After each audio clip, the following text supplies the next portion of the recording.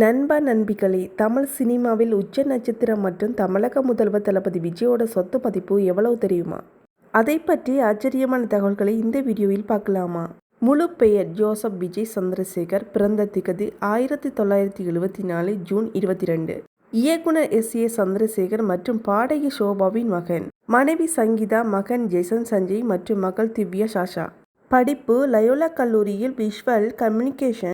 இவரது மொத்த சொத்து மதிப்பு சுமார் 625 கோடி. அசையும் சொத்துக்கள் 404.58 கோடி. இதில் வங்கி வைப்பு தொகை மட்டுமே 213 கோடிக்கு மேல் உள்ளது.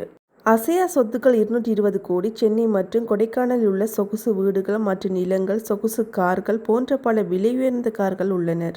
இதன் மதிப்பு மட்டுமே சுமார் 13 கோடி.